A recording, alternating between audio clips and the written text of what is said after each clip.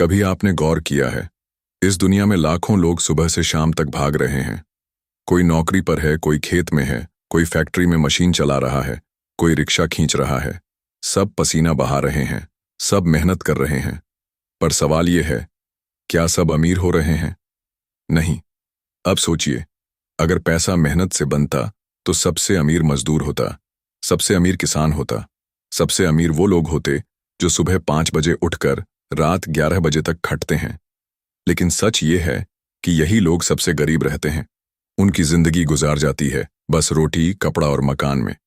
तो आखिर फर्क कहाँ है? फर्क है दिमाग का इस्तेमाल। चाणक्य ने कहा था, धन वही है जो बढ़े, और धन बढ़ता है बुद्धि से, न कि केवल पसीना बहाने से। यह वाक्य सुनने में साधारण लगता है, लेकिन अगर दिल से समझो तो पूरी जिंदगी बदल सकता है। दोस्तों, आपको मैं एक कहानी सुनाता हूं। बहुत साल पहले एक गरीब ब्राह्मण था, चाणक्य। उसके पास न सोना था, न दौलत, न सेना, लेकिन उसके पास एक चीज थी, दिमाग। इसी दिमाग से उसने इतिहास बदल डाला। उसने चंद्रगुप्त नाम के एक साधारण लड़के को उठाया, उसे शिक्षा दी, उसे प्रशिक्षित किया और उसे सम्राट बना दिया। अगर चाणक्य भी सिर्फ मेहनत करता, पूजा पाठ में समय गवाता, तो शायद उसका नाम किसी को याद ना होता। लेकिन उसने अपनी रणनीति, अपनी सोच, अपने दिमाग से पूरे भारत का नक्शा बदल डाला। अब सोचिए, क्या आप अपनी जिंदगी में सिर्फ मेहनत करके वहीं रुकना चाहते हैं जहां आज खड़े हैं, या फिर दिमाग लगाकर, रणनीति बनाकर अपनी किस्मत खुद लिखना चाहते हैं? हमारे समाज में हमें सिखाया जाता है, मेहनत करो बेटा, मेहनत का फल मीठा होता है। पर सच क्या है? मेहनत का फल तभी मीठा होता है जब मेहनत को सही दिशा मिले। कभी आपने देखा है कि अमीर आदमी का पैसा उसके लिए काम करता है? वो आदमी सो रहा है, घूम रहा है, विदेश यात्रा कर रहा है, लेकिन उसका बैंक बैलेंस हर दिन बढ़ रहा है। और गरीब आदमी, वो हर दिन काम करता है, पर उसका बैंक बैलेंस खाली ही रहता है। ये फर्क मेहनत का नहीं है, ये फर्क सोच का है। अब जरा दिल पर हाथ रखकर जवाब दीजिए, क्या आपने कभी सोचा कि क्यों आपकी मेहनत का फल उतना मीठा नहीं मिलता जितना मिलना चाहिए? क्यों आप सालों से भाग रहे हैं, लेकिन जेब में हमेशा कमी रहती है? क्यों आपकी आंखों के सपने पूरे होने से पहले ही बुझ जाते हैं? क्योंकि आपने मेहनत तो की, पर उसे दिशा नहीं दी। आपने पसीना तो बहाया, पर उसे सोने में बदलना नहीं सीखा। दोस्तों, पैसा सिर्फ मेहनत से नहीं आता, पैसा आता है दिमाग से। पैसा आता है उस सोच से जो अलग है। पैसा आता है उस हिम्मत से जो बाकी नहीं कर पाते। पैसा आता है उस रणनीति से जो दूसरों को दिखाई भी नहीं देती। और यही है चाणक्य नीति का पहला सबक, मेहनत को दिमाग से जोड़ो, वरना मेहनत बेकार है। अब मैं आपसे एक सवाल पूछता हूं, क्या आप अपने बच्चों को भी वही सिखाना चाहते हैं जो आपको सिखाया गया? बस पढ़ लो, मेहनत करो, नौकरी पालो। या फिर आप उन्हें यह सिखाना चाहते हैं, पढ़ो, मेहनत करो, लेकिन दिमाग से, रणनीति से, बिजनेस की समझ से, निवेश की समझ से? क्योंकि सच यही है, अगर आपने अपनी सोच बदल ली तो आपकी पूरी पीढ़ी बदल जाएगी। मैं आपको एक और उदाहरण देता हूं। मान लीजिए 2 किसान हैं, दोनों के पास बराबर जमीन है, दोनों सुबह से शाम तक मेहनत करते हैं, लेकिन पहला किसान हर साल वही फसल उगाता है, वही काम करता है, वही मंडी में बेचता है, उसका मुनाफा वही रहता है। दूसरा किसान दिमाग से सोचता है, वह जानता है कि कौन सी फसल किस समय पर ज्यादा बिकेगी, वह नई तकनीक अपनाता है, वह मंडी के बजाय सीधे ग्राहकों तक पहुंचने की योजना बनाता है। नतीजा क्या होता है? पहला किसान सालों तक गरीब रहता है और दूसरा किसान अमीर बन जाता है। अब बताइए, दोनों ने मेहनत की या नहीं की? लेकिन अमीर कौन बना? जिसने मेहनत के साथ दिमाग लगाया। दोस्तों, यही फर्क हमें समझना होगा। आपका पसीना तभी सोना बनेगा जब आपकी सोच उसे सोना बनाएगी। आपको यह मानना होगा कि इस दुनिया में अमीर बनने का असली रास्ता है रणनीति, और रणनीति का मास्टर था चाणक्य। अब मैं आपको एक चौंकाने वाली सच्चाई बताता हूं। आज की दुनिया में 90% लोग सिर्फ मेहनत कर रहे हैं। उनमें से 80% लोग अपनी पूरी जिंदगी उसी मेहनत में बिता देते हैं। सिर्फ 10% लोग दिमाग लगाते हैं। और अमीर कौन है? वही 10%। तो आप किस तरफ रहना चाहेंगे? 90% वालों में जो मेहनत करके भी खाली हैं, या 10% वालों में जो दिमाग से पूरी दुनिया बदल रहे हैं?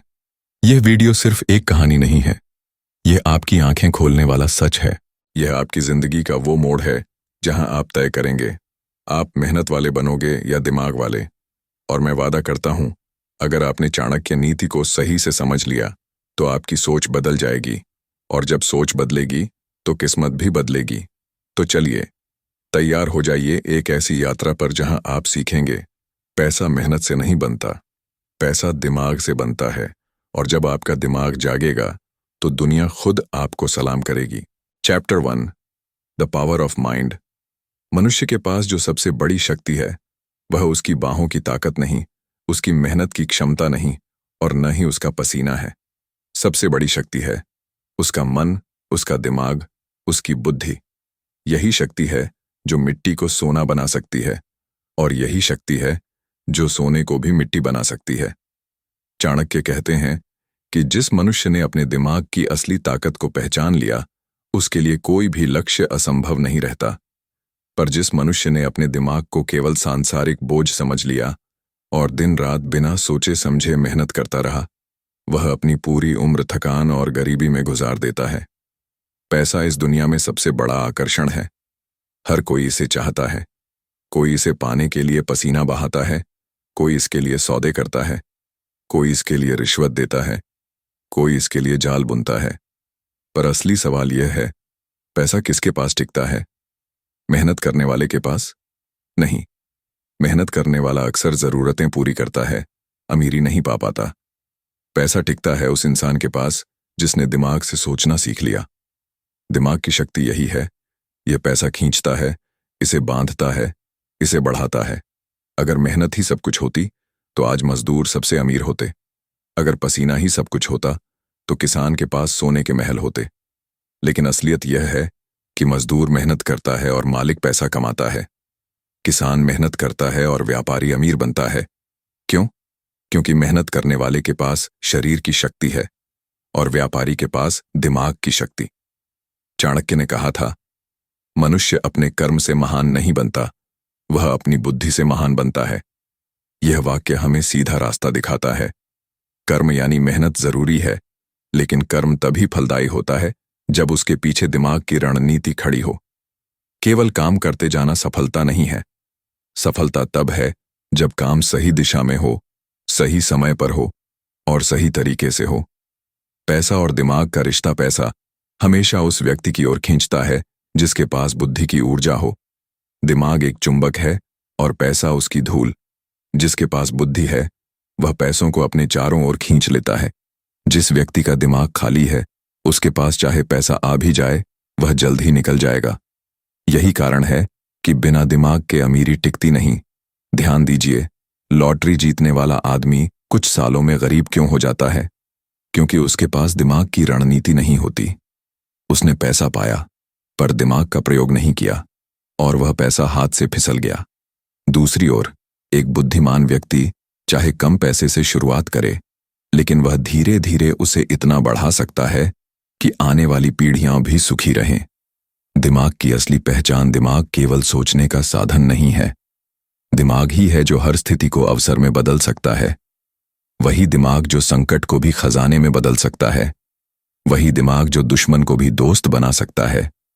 वही दिमाग जो गरीबी की जंजीरें तोड़कर अमीरी का दरवाजा खोल सकता है। जिसने अपने दिमाग को प्रशिक्षित किया वही इस दुनिया में सफल हुआ, और जिसने अपने दिमाग को आलस्य और अज्ञान में छोड़ दिया, वह चाहे कितनी मेहनत कर ले, अपनी नियति नहीं बदल पाया। चाणक्य नीति का रहस्य चाणक्य की नीति गूढ़ है। वह हमें यह नहीं कहती कि केवल काम करो, वह कहती है कि पहले सोचो, फिर योजना बनाओ, फिर कदम उठाओ। वह कहते हैं, किसी भी कार्य को करने से पहले उसके परिणाम पर विचार करो। यही दिमाग की असली शक्ति है।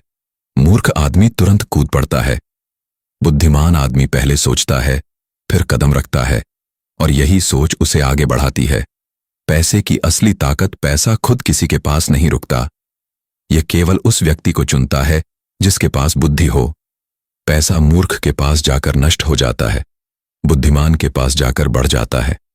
इसलिए चाणक्य नीति कहती है, धन को पकड़ना है तो दिमाग पकड़ो, धन को बढ़ाना है तो दिमाग को बढ़ाओ, धन को स्थिर करना है तो दिमाग को स्थिर करो। मन की साधना और पैसा, दिमाग की शक्ति तभी प्रकट होती है जब मन को साधा जाए। अस्थिर मन कभी बड़ा धन नहीं कमा सकता। जो मनुष्य हर दिन असंख्य इच्छाओं में उलझा रहे, उसका दिमाग कभी स्थिर नहीं होगा, और जिस दिमाग में स्थिरता नहीं, उसमें रणनीति भी नहीं। इसलिए चाणक्य हमें यह भी सिखाते हैं कि अपने मन को संयमित करो। संयमित मन ही स्थिर बुद्धि को जन्म देता है, और स्थिर बुद्धि ही अमीरी की ओर पहला कदम है। निष्कर्ष इस अध्याय का सार यही है: शरीर की शक्ति सीमित है, लेकिन दिमाग की शक्ति असीम है। पसीना बहाकर आप 2 वक्त की रोटी कमा सकते हैं, लेकिन दिमाग लगाकर आप साम्राज्य बना सकते हैं। मेहनत जरूरी है, पर मेहनत तभी सफलता देती है जब उसके पीछे बुद्धि का मार्गदर्शन हो। धन हमेशा उसी का होता है जिसने अपने दिमाग को साध लिया। Chapter 2, saving is earning twice. धन अर्जित करना कठिन है, पर धन को बचाना उससे भी कठिन है, क्योंकि धन का स्वभाव ही है, यह टिकता नहीं, यह बहता है। यह नदी की धारा की तरह है, अगर उसके बहाव को दिशा न दी जाए तो यह सब बहकर नष्ट हो जाएगा। चाणक्य कहते हैं, जिसने धन को सुरक्षित रखना सीख लिया, उसने दुगुना कमा लिया। यह वाक्य साधारण नहीं है, इसमें जीवन का सबसे बड़ा रहस्य छिपा है। धन कमाना एक कला है, लेकिन धन बचाना एक विज्ञान है। धन अर्जन से आप अपने जीवन को चला सकते हैं, पर धन की बचत से आप आने वाले समय को सुरक्षित कर सकते हैं। धन का भ्रम और वास्तविकता: मनुष्य अक्सर यह सोचता है कि जितना ज्यादा कमाएगा उतना ही अमीर होगा, पर यह भ्रम है। अमीरी कमाई से नहीं, बचत से तय होती है। करोड़ों कमाने वाला आदमी भी कंगाल हो सकता है अगर वह सब उड़ा दे, और मामूली कमाई करने वाला व्यक्ति भी धनी हो सकता है अगर वह बुद्धिमानी से बचत करे। यही कारण है कि चाणक्य बार बार चेतावनी देते हैं, धन को केवल कमाओ मत, उसे बचाओ भी।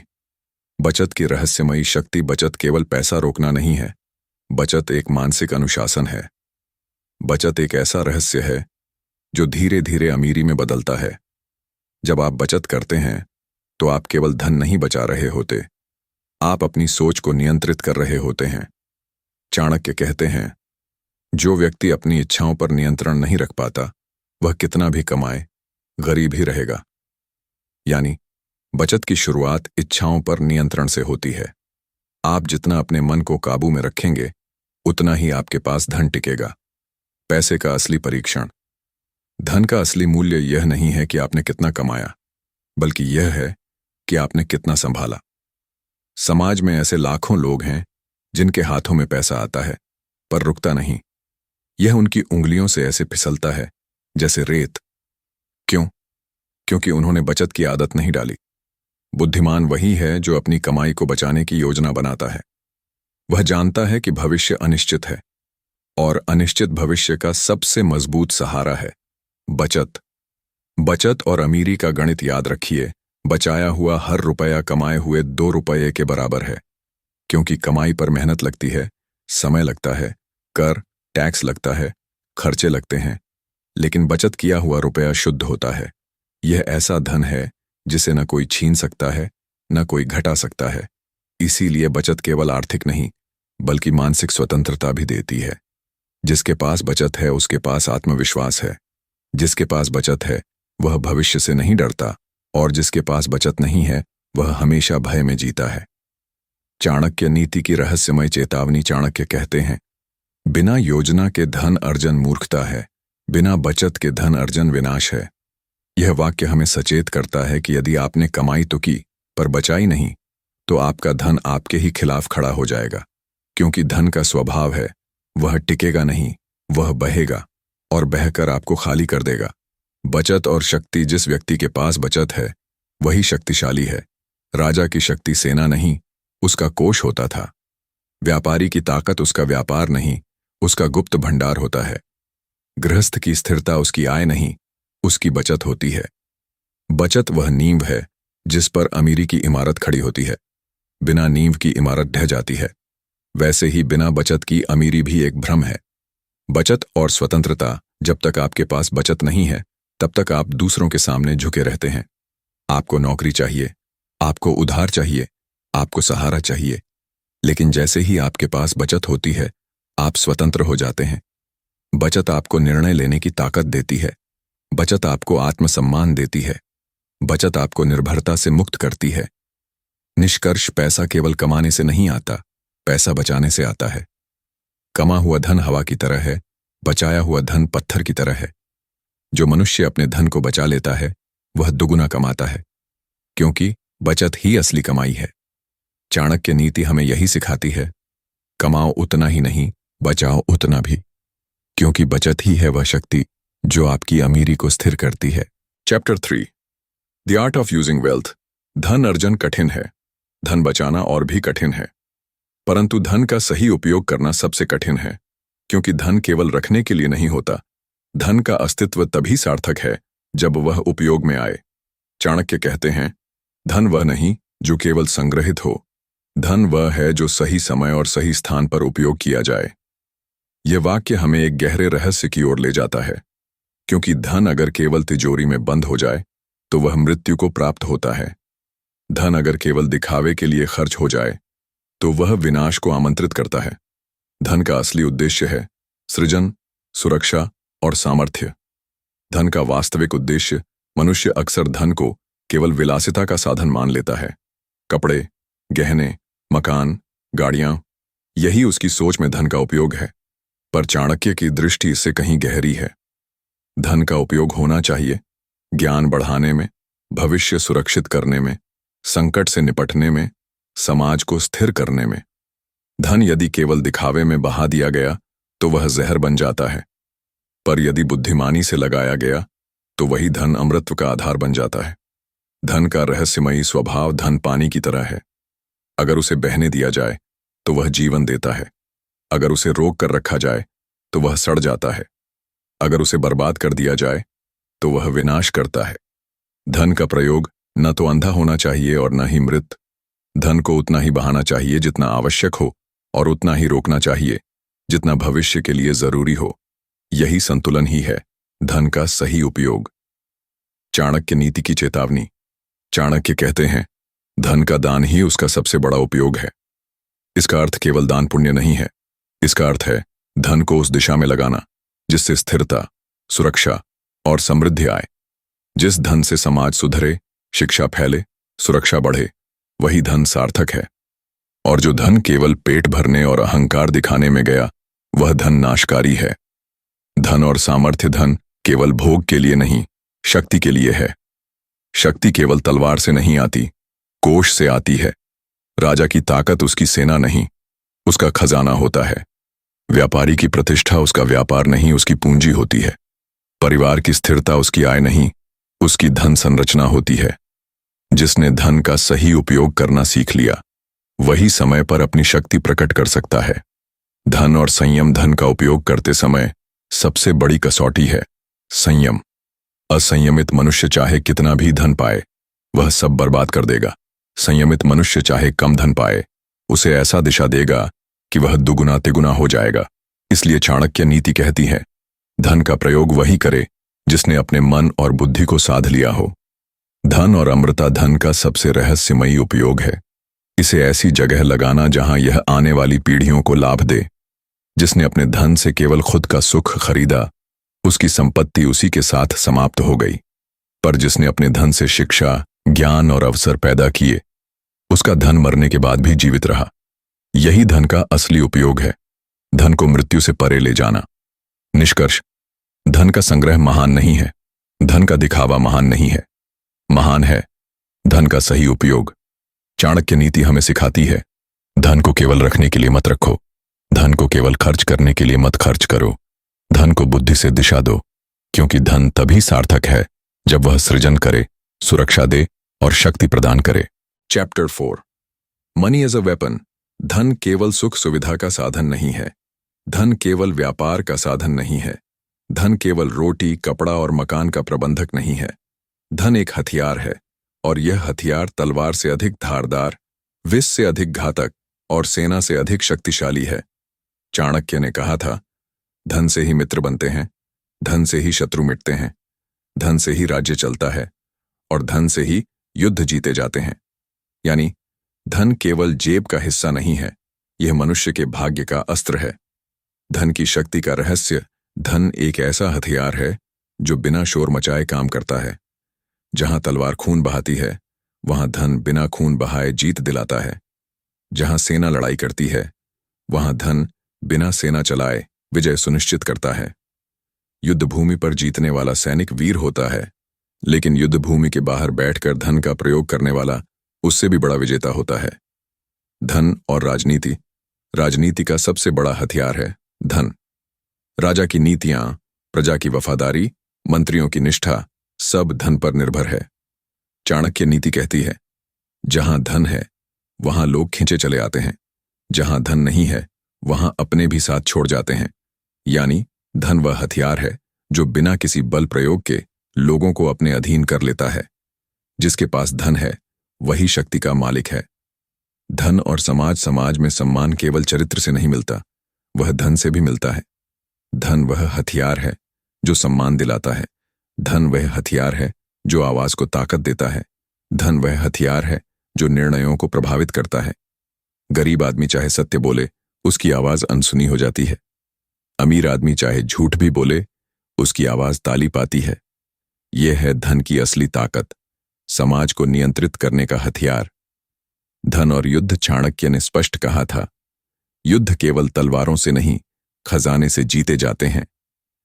एक बड़ी सेना को खिलाने के लिए, हथियार खरीदने के लिए, गुप्तचरों को रखने के लिए और दुश्मन के सैनिकों को खरीदने के लिए धन चाहिए। जिसके पास धन है वही युद्ध का भाग्य तय करता है। कई बार बिना लड़े ही युद्ध जीत लिया जाता है, केवल धन के प्रयोग से। इसलिए धन एक ऐसा हथियार है जो तलवार की जगह बुद्धि से चलता है। धन और दुश्मन को हराने के दो तरीके हैं, या तो तलवार से लड़ो या धन से खरीद लो।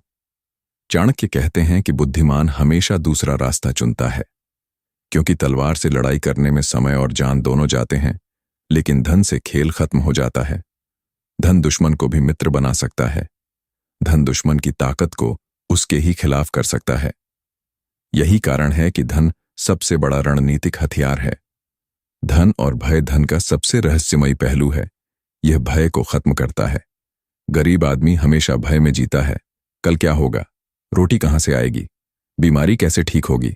लेकिन जिसके पास धन है, उसके पास हर भय का उत्तर है। धन वह हथियार है जो अनिश्चितता को निश्चितता में बदल देता है। इसलिए चाणक्य कहते हैं, धन के बिना मनुष्य कमजोर है, धन के साथ मनुष्य शक्तिशाली है। धन और नियंत्रण। धन केवल एक हथियार नहीं, यह नियंत्रण का साधन भी है। धन से आप मनुष्य की सोच को नियंत्रित कर सकते हैं। धन से आप समाज की दिशा बदल सकते हैं। धन से आप राज्य का भविष्य लिख सकते हैं। जिसके हाथ में धन का हथियार है वही असली शासक है। निष्कर्ष, धन केवल साधन नहीं है, धन एक हथियार है। यह हथियार तलवार से बड़ा, विष से अधिक घातक और सेना से अधिक निर्णायक है। चाणक्य नीति हमें सिखाती है कि धन को केवल खर्च करने या संग्रहित करने की वस्तु मत समझो। धन को पहचानो, धन को साधो और धन को एक हथियार की तरह प्रयोग करो, क्योंकि धन वही है जो बिना शोर मचाए युद्ध जीतता है, बिना लहू बहाए दुश्मन हराता है और बिना तलवार उठाए साम्राज्य बना देता है।